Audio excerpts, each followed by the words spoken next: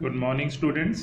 आज हम chapter number 11 force उसका लेक्चर थर्ड स्टार्ट कर रहे हैं। अभी तक हमने डिस्कस किया है what is force, it's SI unit, effect of force और व्हेन टू और more force acting on a body. उसमें हमने केस फर्स्ट डिस्कस किया था कि जब फोर्स एक बॉडी के ऊपर सेम डायरेक्शन में लगता है तो क्या होता है कि फोर्स एडअप हो जाते हैं।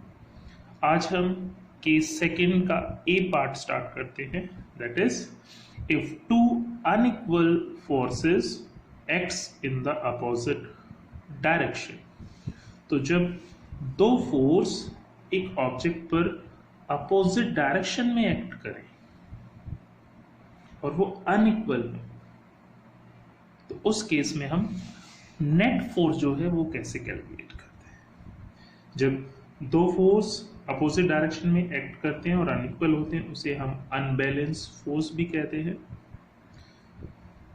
The object will move in the direction of the bigger force. तो इस केस में जब दो फोर्स लगते हैं, सपोज ये बॉक्स है, इधर से हमने फोर्स 1 और इधर से फोर्स 2 लगाया है और इसमें हमने अज्यूम किया है कि F1 is greater than F2, means जो F1 फोर्स है मैग्नीट्यूड में ज्यादा है F2 के कंपैरिजन। ये जो लाइन है ये मैग्नीट्यूड रिप्रेजेंट करती है और एरो डायरेक्शन। तो F1 फोर्स की डायरेक्शन इधर है फ्रॉम लेफ्ट टू राइट और इसकी जो डायरेक्शन है F2 की वो राइट टू लेफ्ट, तो अपोजिट डायरेक्शन में है। तो इस केस में, और ये दोनों अनइक्वल है, तो इस केस में जो नेट फोर्स होगा इस बॉक्स के ऊपर वो इन दोनों का डिफरेंस होगा। You can say F2 minus F1, और इसकी जो फोर्स की डायरेक्शन होगी वो जो ग्रेटर फोर्स जो होगा उसी की डायरेक्शन में होगी। तो यहां पर जो ग्रेटर फोर्स है वो F1 है, तो इसलिए direction of force is in the direction of F1, right. लेकिन अगर ये फोर्स इक्वल हो जाए, जो हम इसके बी पार्ट में डिस्कस करेंगे, if two equal forces acts in the opposite direction, तो जब फोर्स इक्वल हो जाएंगे तो जब हम इनका डिफरेंस लेंगे F1 माइनस F2, तो जो रिजल्ट आएगा वो 0 आएगा, और उस केस में नेट फोर्स जो होगा इस बॉक्स के ऊपर वो 0 होगा। इसलिए इस कंडीशन को हम बोलते हैं बैलेंस फोर्स, क्योंकि जो ऑब्जेक्ट रेस्ट में है वो रेस्ट में ही रहेगा, उस केस में वो मूव नहीं करेगा क्योंकि नेट फोर्स जो है वो 0 है। जैसे आप टग ऑफ वार में देखते हैं, अगर दोनों टीमें इक्वली पुल करें तो जो रस्सी होती है, रोप है, वो अपनी जगह पर फिक्स रहती है, मूव नहीं करती। सेम वैसे ही है बैलेंस फोर्स का concept, right. The balance force में है दे बैलेंस और कैंसिल ईच अदर, मीन्स जो F1 और F2 है वो एक दूसरे को बैलेंस या कैंसिल कर देते हैं। And the net force on the object is 0, right? So the object does not move from its balance. तो बैलेंस फोर्स में नेट फोर्स 0 होता है क्योंकि एक दूसरे फोर्स को कैंसिल कर देते हैं और उसकी वजह से ऑब्जेक्ट की पोजीशन चेंज नहीं होती, right.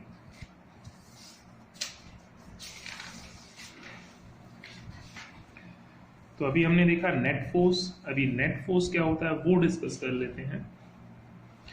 The combination of all the force acting on an object, एक ऑब्जेक्ट पर जितने भी फोर्स लगते हैं उनको कंबाइन करें, तो जो कंबाइन है, जो टोटल फोर्स है, उसी को हम नेट फोर्स बोलते हैं। इसी को हम रिजल्टेंट फोर्स बोलते हैं, क्योंकि रिजल्टेंट फोर्स ही उसमें इफेक्ट प्रोड्यूस करता है कि वो किस डायरेक्शन में मूव करेगा, शेप कैसे चेंज होगी, ये सब। तो अगर नेट फोर्स का दो केस बने, अभी हमने डिस्कस किया, एक में नेट फोर्स आपने 0 देखा, कब, जब फोर्स क्या थे, बैलेंस थे, दोनों तरफ से इक्वल फोर्स लग रहे थे, तो उस केस में नेट फोर्स 0। और जब फोर्स अनबैलेंस थे, इक्वल नहीं थे, तो उस केस में किसी ना किसी डायरेक्शन में कोई फोर्स लग रहा था, तो उसमें नेट फोर्स क्या होता है, नॉन 0। चलो अब इनको हम एग्जाम्पल के थ्रू ज़्यादा बेटर अंडरस्टैंड कर पाएंगे, तो कुछ एग्जाम्पल डिस्कस करते हैं। हमने कुछ एग्जाम्पल है यहाँ पर जिससे हम बैलेंस और अनबैलेंस फोर्स को ज़्यादा क्लियर कर सकते हैं। एग्जाम्पल फर्स्ट, तो हमने एक बॉक्स लिया, कोई ऑब्जेक्ट हो सकता है ये, हमने इस डायरेक्शन पे इस पे एक फोर्स लगाया F1 और जिसका मैग्नीट्यूड है 10 Newton. Arrow represent the direction of force. और एक F2 लगाया हमने, वो भी 10 न्यूटन का, लेकिन इसकी डायरेक्शन अपोजिट है। तो जब अपोजिट डायरेक्शन होती है तो हम क्या लेते हैं, डिफरेंस लेते हैं दोनों फोर्स का। तो नॉट नेट फोर्स कैसे निकलेगा, difference of F1 and F2। तो हमने डिफरेंस लिया, वैल्यू पुट की, F1 10 Newton, F2 10 Newton, result will be 0 Newton. और जब भी नेट फोर्स 0 होगा तो फोर्स क्या होता है, बैलेंस्ड। और बैलेंस फोर्स में ऑब्जेक्ट मूव नहीं करता है, अपनी पोजीशन चेंज नहीं करता है, तो ये बॉक्स मूव नहीं करेगा। नेक्स्ट एग्जांपल नंबर 2, तो इसमें हमने बॉक्स पर एक फोर्स लगाया F1 इस डायरेक्शन से, दैट इज 5 न्यूटन, और इस डायरेक्शन में हमने लगाया 3 न्यूटन। तो इस बार फोर्स का जो मैग्नीट्यूड है वो डिफरेंट है, इधर से हम 5 न्यूटन लगा रहे हैं, इधर से 3। तो दोनों अपोजिट डायरेक्शन में लग रहे हैं, तो नेट फोर्स कैसे कैलकुलेट करेंगे, difference of this two, F1 minus F2, put the value, F1 is 5 Newton, F2 is 3 Newton, resultant will be 2 Newton. Net force is 2 Newton. तो नेट फोर्स इस पे 2 न्यूटन है, लेकिन डायरेक्शन ऑफ फोर्स जो है वो किसकी डायरेक्शन में होगी, जो ग्रेटर फोर्स है। तो यहां पर F1 ग्रेटर देन F2 है, तो ये बॉक्स इस डायरेक्शन में मूव करेगा, direction of larger force, right. Next example, अब हमने 2 से ज्यादा फोर्स अप्लाई करके देखते हैं क्या होता है। तो हमने इस साइड से 2 फोर्स अप्लाई करें, F1 is of 5 Newton, F2 is of 6 Newton, और इसकी अपोजिट साइड से हमने अप्लाई किया है F3 दैट इज 3 न्यूटन। तो अब कैसे कैलकुलेट करें, तो हमने देखा था जब सेम डायरेक्शन में फोर्स अप्लाई होते हैं तो फोर्स एड अप हो जाते हैं। तो यहां हम क्या करेंगे, same direction that is F1 and F2, तो इसको हमने ऐड किया और इससे फिर जो अपोजिट साइड में उससे सब्ट्रैक्ट किया, तो F1 plus F2 minus F3। Now by putting the value, F1 is 5 Newton, F2 is 6 Newton, F3 is 3 Newton, और इसको हम सोल्व करेंगे तो 5 plus 6 11, 11 minus 3 is 8 Newton. Net force on the box is 8 Newton. In which direction? Direction of greater force.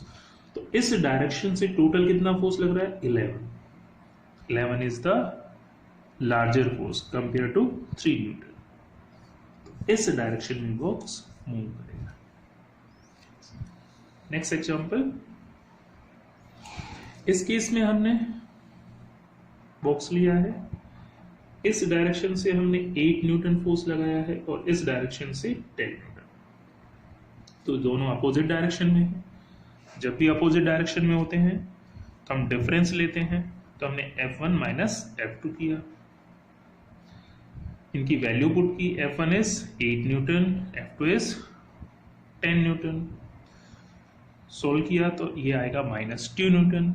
But force जो है, जो magnitude है वो पॉजिटिव में लेना होता है, तो हम एक सिंबल लगाते हैं इस तरह का, ये मैथमेटिक सिंबल है, इसको हम मॉड बोलते हैं। जब हम इस तरह से 2 लाइन ड्रॉ कर देते हैं किसी वैल्यू के, तो इससे जब हम बाहर निकालते हैं वैल्यू को तो वो पॉजिटिव साइन के साथ आती है, ऑलवेज पॉजिटिव, तो यहां कन्वर्ट हो जाएगा 2। तो जब भी हम डिफरेंस में नेगेटिव आएगा हमेशा हम मोड़ लेंगे और उससे जो वैल्यू आएगी वो पॉजिटिव आएगी। एक्चुअली डायरेक्शन को रिप्रेजेंट करती है। 2 न्यूटन नेट फोर्सेस बट किस में होगा ये? लार्जर फोर्स की डायरेक्शन। अब लार्जर फोर्स कौन सा है? लार्जर फोर्स है 10 न्यूटन। तो इस डायरेक्शन में बॉक्स मूव करेगा। तो यूजुअली इस डायरेक्शन में आ रहे थे, लेकिन इधर तो ये जो माइनस साइन है ये अपोजिट डायरेक्शन को रिप्रेजेंट करता है। होप आपको बैलेंस और अनबैलेंस का जो कंसेप्ट है वो क्लियर हो गया होगा। और आप किसी ऑब्जेक्ट पर डिफरेंट फोर्स लगते हैं तो उस पर नेट फोर्स कैलकुलेट कर सकते हैं, और उसमें जो फोर्स की नेट फोर्स की जो डायरेक्शन है वो भी आप कैलकुलेट कर सकते हैं। नेक्स्ट क्लास में हम आगे टॉपिक डिस्कस करेंगे, जो भी हम टाइप ऑफ फोर्स है, कांटेक्ट और नॉन कांटेक्ट, उनको डिस्कस करेंगे। Thank you.